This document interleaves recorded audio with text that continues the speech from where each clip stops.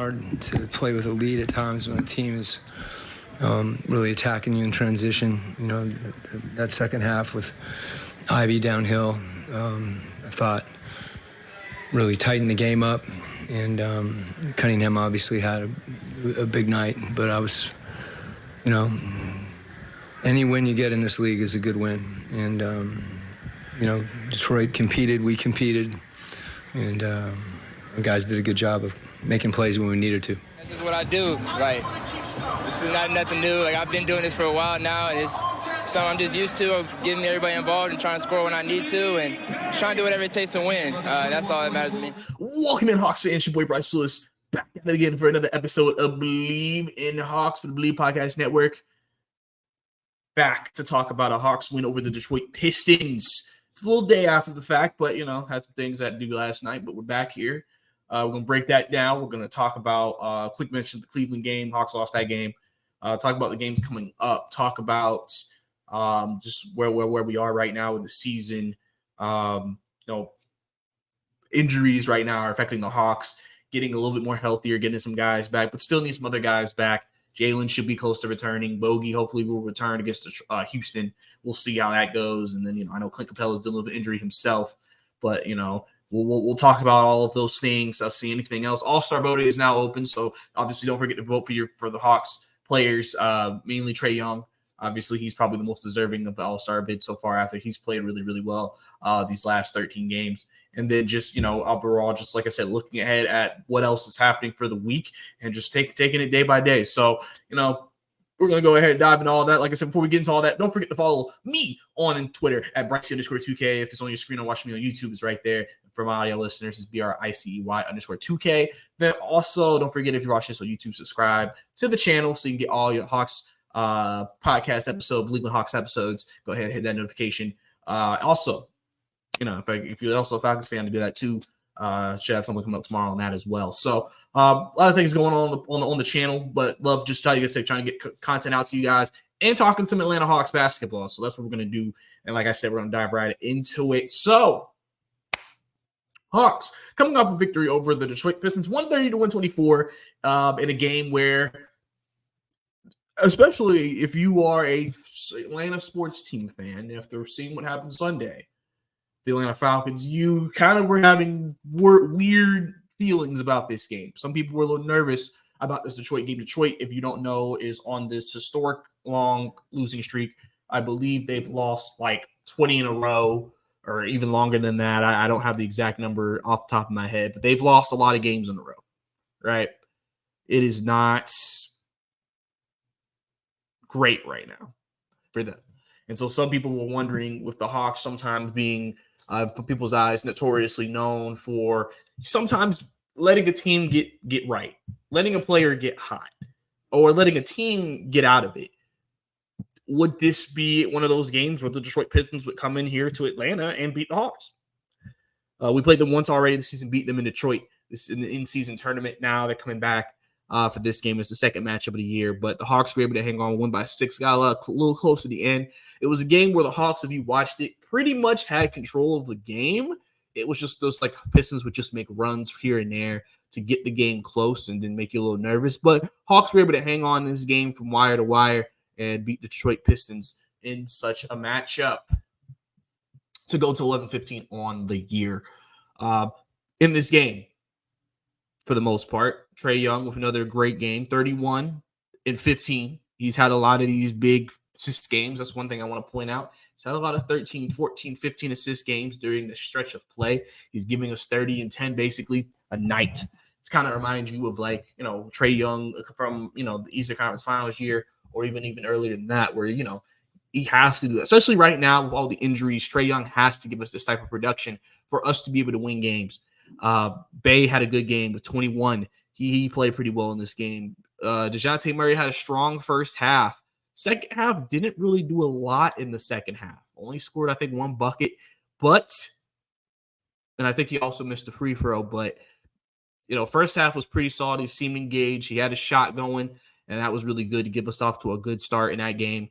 DeAndre Hunter, 5 of 6 from 3 in this game. Really, his 3 ball was falling in this game. Really good to see him getting the shot back, especially, last game he didn't even play that terribly. This game, he played well. I mean, again, nothing. Again, with DeAndre Hunter, it seems like it's nothing special ever, but it's solid, and that's why I think what he is just a solid player. He's not a great player. He's not an elite player. He's not elite two-way. He's not any of that. He's just a good player. But at the same time, I also understand some people watch his game and get a little frustrated by it. So some people are not the biggest fans of that. Clint Capella has had actually some pretty solid games recently, especially offensively. Gave him a 17 and 15 last night. Actually playing, and he went 3 for 3 from the free throw line. So Clint Capella giving a little bit more production offensively, which he kind of has to with the injuries as well. Yeka Kongu also had a pretty good game, 14 points off the bench. Only had 2 rebounds, but really didn't need to, I guess, give that type of production from that perspective. Hawks still won the rebounding battle 40-36 last night. Garrison Matthews hit a couple of threes off the bench. I mean, he was okay. I mean, he does what he's supposed to. He hits a couple of threes, plays some defense. I mean, sometimes he'll get cooked. Sometimes he won't. Garrison Matthews is pretty much a just give me this and I'm fine with it type of guy. He's not going to do anything special. He's not going to do anything amazing. Maybe he'll have a game where he'll get hot and hit 5-6 threes. That's possible. But, I mean, for the most part, what he gives us is what I think pretty much Quinn Snyder would want from it. Obviously, if you can get more from your guys, especially with the lack of depth they have right now with the injuries on the bench, you'd like a little bit more, but you'll take what you can get because at the end of the day, you need something. Wesley Matthews played again last night. Got hurt a little bit in that first half, but Pulisic come back into the game, only 2 points. And then Seth Lundy actually came into the game early, only had 9 minutes, but came into the game early, I think, in the first quarter.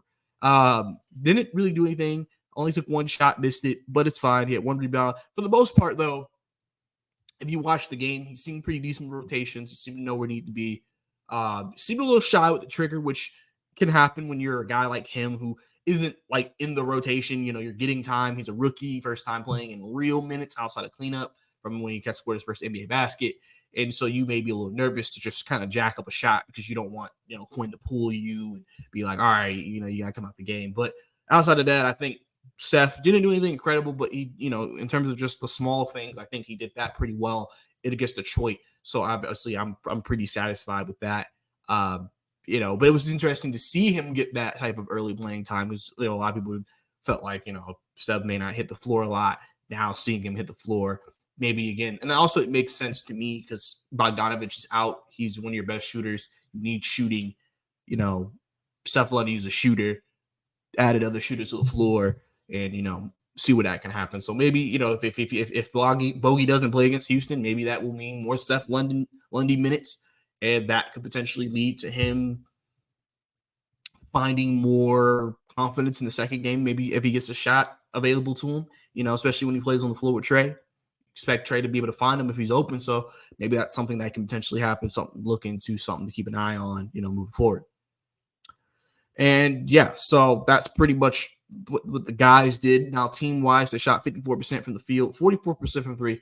Low-key, the Hawks have actually been shooting. If you've looked at the numbers of some of the last few games, the Hawks have actually been shooting a pretty decent number from threes in the last few games. They've been shooting a better percentage. I think that's something we haven't talked about overall. Now, obviously, Trey shooting really, really well from 3. That's probably helped Bogey when he's been healthy. He has to help with his 3-point shot as well. Obviously, Hades came up, Hunter having 5 and 6 from 3. That contributed to having a good 3-point percentage. Murray was 3 of 5. So, if you're able to shoot like that, it'll give you a good opportunity to win games because, you want to shoot, you want to get up shots, but you also want to make them and make them at a high clip. So that way that can put pressure on the defense because the teams have been able to do it to the Hawks. So now the Hawks need to be able to do it to the teams. And overall and so forth and just, things like that. So, like I said, overall in the Detroit game, it was, like I said, a solid game.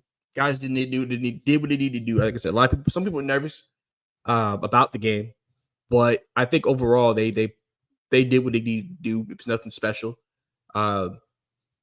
Especially again with the injuries to what they have. I mean, when Detroit made their runs, it's really when the second unit was in the game. And like I said, the Hawks right now, their second unit is kind of depleted. They don't really have much of a second unit right now with Bogey out. Bags is the starter. If you don't, Okongwu was really the only bench guy who gave you like real production last night. And so it makes sense that when you get to the lower end of this bench, the Hawks have struggled. Now, some questions have been asked. Would AJ be playing right now if he wasn't dealing with his personal issues that some people are wondering about? I've seen the rumors. People are saying, does that mean he requested a trade? Maybe because they said like his father's not affected. So, is that him requesting a trade? One thing I'll say about that, and I'll just say this, whatever is happening with him is happening. Could be mental issues, health, mental health, right? Don't know. Could be he could have requested a trade. I mean, that's definitely possible, but regardless of what it is, I mean, it'll come to light, I guess, at some point. Maybe. It depends if it's personal issues, then I don't really feel like I need to know that what those issues are. If it is a trade, then that will eventually come to light that he wants a trade. Obviously, I just hope the best for him. I hope he gets back. I hope he's okay, and I want him to know that I appreciate him, and the Hawks fans appreciate him. And I know he hasn't had the best season. We don't know if the play hasn't been good. He knows the play hasn't been good. He hasn't been getting constant minutes, and that's affecting him. We don't know any of this right now. Quinn Snyder was asked about it before the Detroit game. He said he said he has some stuff going on. And that's all he's going to say about it. So, we're not probably going to get any real details on it. He's already been ruled out for Houston, and we have no idea how long this is going to be for AJ Griffin. Like I said, I just hope he's okay. Wish him the best. Still young, still talented guy. We can get into if he's a fit for this team right now, especially with the way the roster is constructed. But there's really no reason to get into that right now. So wish the best for AJ, man. And we'll see what that ends up being for the Hawks and with him and in his future with the team. So we'll have to see. But moving back to the topic, people think that maybe Kobe Buffkin, if he was healthy right now because he's dealing with an injury, maybe he would get some run. And then even Muhammad Gay could maybe get some run. I mean, this seems like a great situation. If the rookies were healthy, this may have been a good opportunity for them to play and kind of just, get some run on the main NBA roster against other teams' best players and just kind of see how they stack up. But right now they're still dealing with injuries as well. So you only have a very few selected. Want to give a shout out to Bruno. Bruno in the Cleveland game played really, really well. Clint Capella was out that game, but Bruno played really, really well that game. He was better than the Okongwu that game. I can say that for the most part. I've always said that I feel like Bruno is better than what he was when he was with us the first time. And that's why I feel like he is definitely someone I'm not afraid to give minutes to. If the Hawks want to play bigger and want to have bigger bodies, I don't think they should be afraid to play Bruno. Also, Bruno can hit a three. So he could stretch the floor for you too. I've always said, because they did it against the Toronto Raptors, and we talked about it, how they made the switch with Okongwu and Capella in the starting lineup. I talked about how I would use that lineup if you're out, a lot of wings, and then just have Bruno play that backup center position. Because to me, I feel like Bruno has played well. He plays with a lot of energy. He's not a guy that literally outside of Bogey, he's the only guy who has gotten time this year from not the main rotation, who you can maybe sit here and say, man, he really played well in the time he was given. And he did. He played, and he didn't even play that many minutes that game. I think he only played 10, 12 minutes maybe that game. Against Cleveland? Let me check. Actually, he played 16. He was 13-8 that game. He had one assist. He didn't play bad at all in that game. He played actually pretty well. So he's somebody I think Quinn, I hope, isn't scared to go back to, because I think he can do some good things well for this team. But at the same time, Clint was out that game, and you could also see some of the interior issues. But I think it improved when Bruno was in there. But going back to it, so with the back end of the bench not having a lot of depth, I think that has contributed to why you see this starting, but the top 5 guys who are playing have a lot of pressure on them to score because they don't have a lot behind that. You're not getting a lot behind that from your players. You may only get 10 points from the other 7 through 9 guys. And so if you're only getting 10 points and the other team has a 9 deep roster, it can get like 90 from 9 guys, can get like, 120 from 9 guys, and your starting unit for the Hawks have to score at least 100 of those points, 110 just between the 6, just so they can win. That's not going to bode well for you. Obviously, it's better teams in Detroit, but still something that,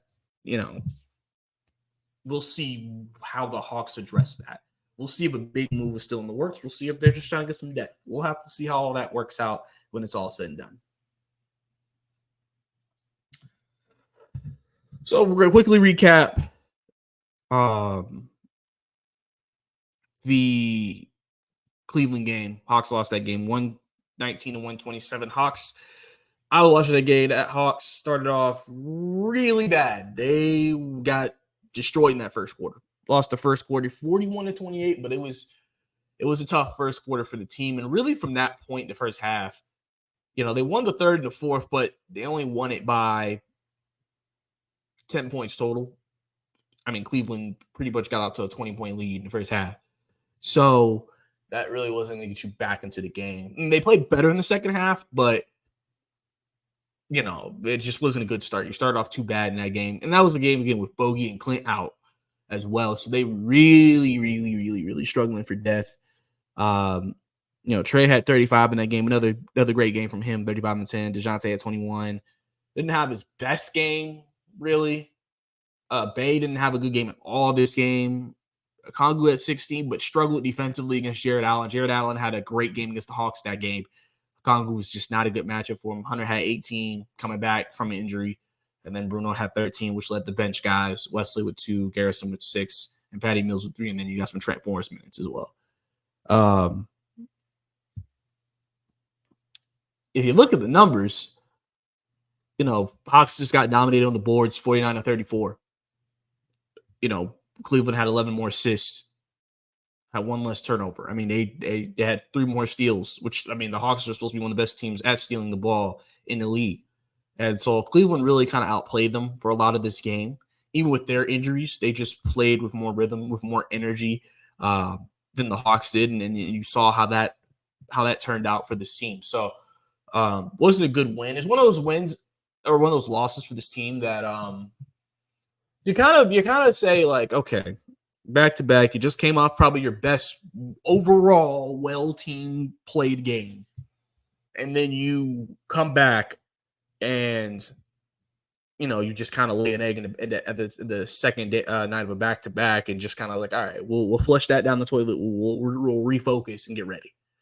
So, obviously that would have been a good game for them to win, just to get them back on track. But again, with the injuries that they have, that does limit them a little. That limit them a decent bit. So, like I said, not ideal to lose a game like that. I think Cleveland's now 2-0 on the season against Atlanta. A team that has historically given the Hawks issues. Cleveland has always been a big team for a lot of years, so that's obviously given the Hawks issues as well, especially with losing Clint Capella.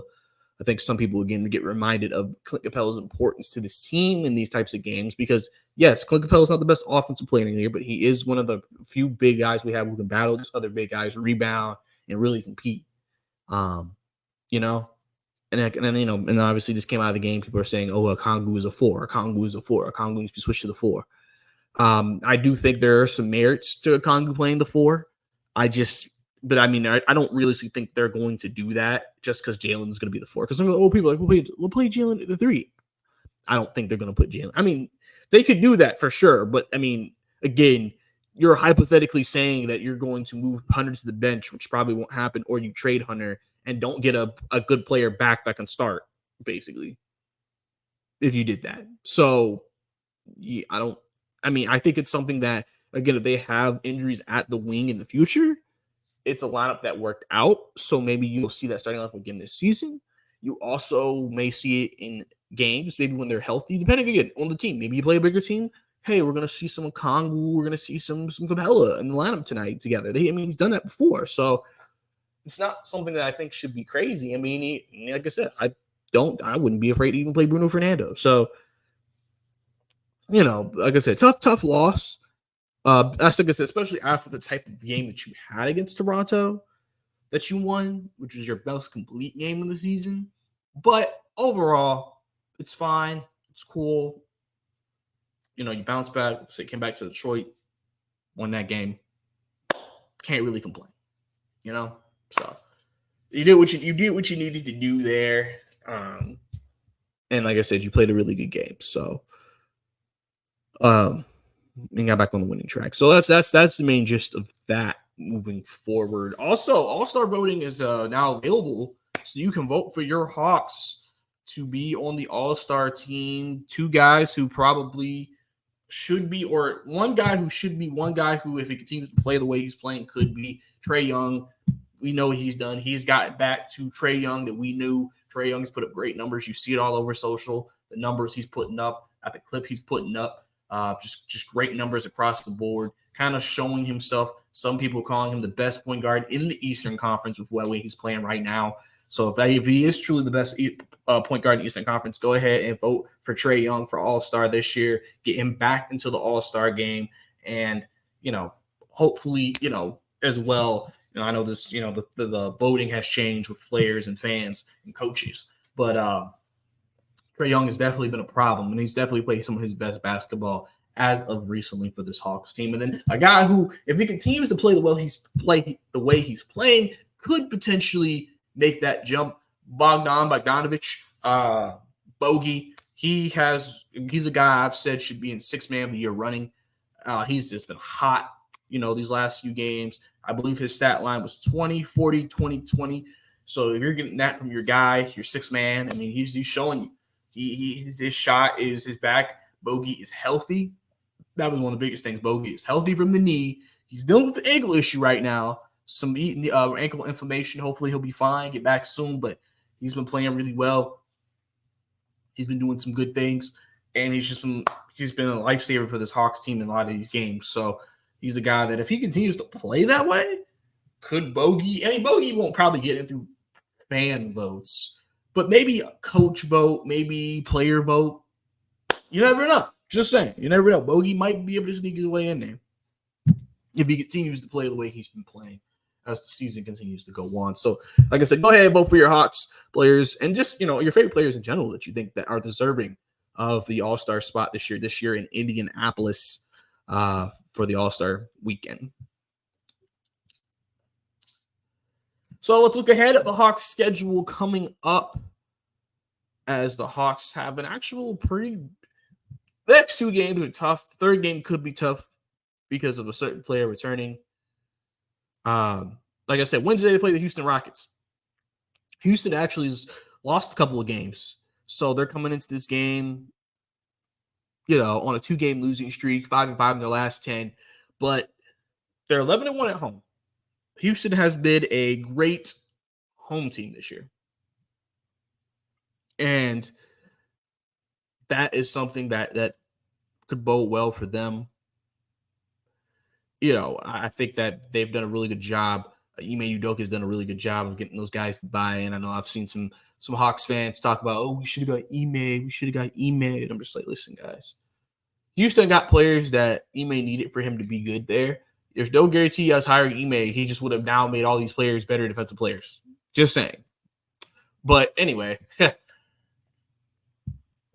yeah, and like I said, the Hawks have injuries right now that they're dealing with. So you're going to a Houston team that's a 3-point favorite right now. If you're into that, they're 3-point favorites over the Hawks tomorrow, 8:00 game in Houston.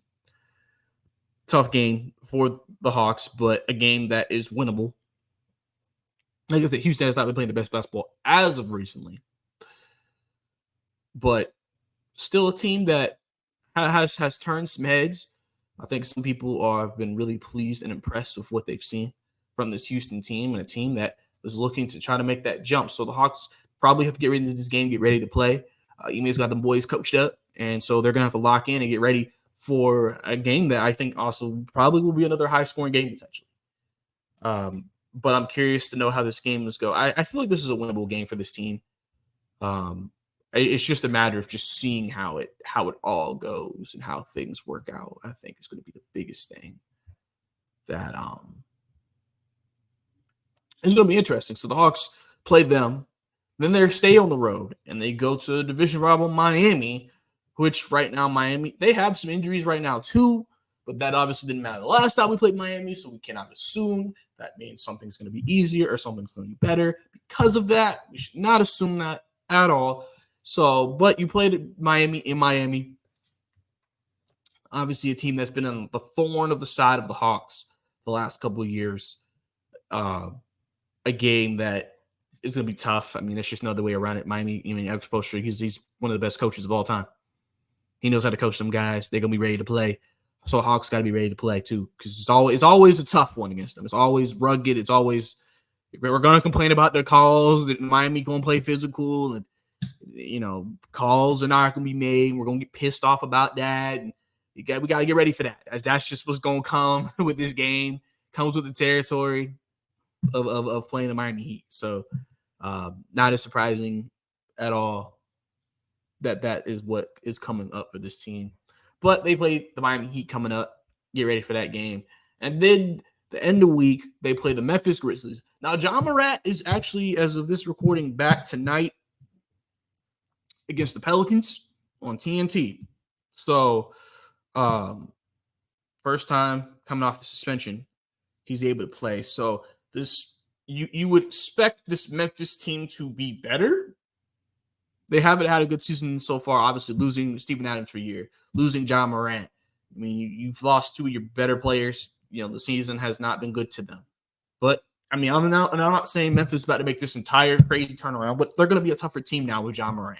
So, Hawks got to get ready for him coming downhill. Trey, DeJounte got to get ready for that type of style of play because, they're going to try to come at them fast and rugged.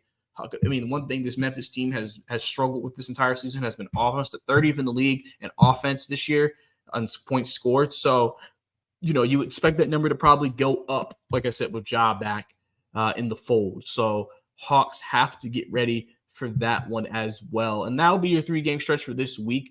I will be on top of that. I'm actually off work this week, so I should be able to get to you guys at least at a 2 out of 3 of these games, if not all 3 this week. Episodes just covering each game, what's happening, or I'll do this episode today, come back after the Miami game since it's it's not back to back. They play Wednesday, they play Houston, they play Miami on Friday. Might do that. We'll see. Depends on how I feel. It depends on what happens in these games usually. And then we'll go from there. And then, like I said, they play Memphis on Saturday, right before Christmas, that Monday, Christmas Eve, Sunday. And everything like that. So, and then they come back after Christmas and go to Chicago to play the Bulls. So, that's what we're looking at right now with the Hawks schedule and what's coming up for them. Like I said, you're 11-15, like not where you want to be. Trae Young feels like once they get healthy, they'll be back to being a better team. I mean, if he plays the way he's playing, Bogut continues to play the way he's playing, Jalen comes back and plays the way he's playing, you would feel better about the team, clearly. I mean, they were a 500 team when they were healthy. But, we'll see, what happens. And obviously, like I said, trades loom. You don't know what's going to happen from a trade perspective with this team. So a lot of things to keep an eye on for this team moving forward. But I think that's all I got for you guys. That is your Bleav In Hawks podcast. Like I said, don't forget to follow me on Twitter at Bryce_2K. Also, don't forget to subscribe to the channel, like the video. Like I said, tell your Hawks friends about this show, Bleav In Hawks, for the Bleav Podcast Network, as we, like I said, dive into this long season that the Hawks have ahead. And we're just getting started, man. We're just getting started. And I love talking to you guys about some Hawks basketball. But that's all I got for you guys. It's your boy, Bryce Lewis. See you next time.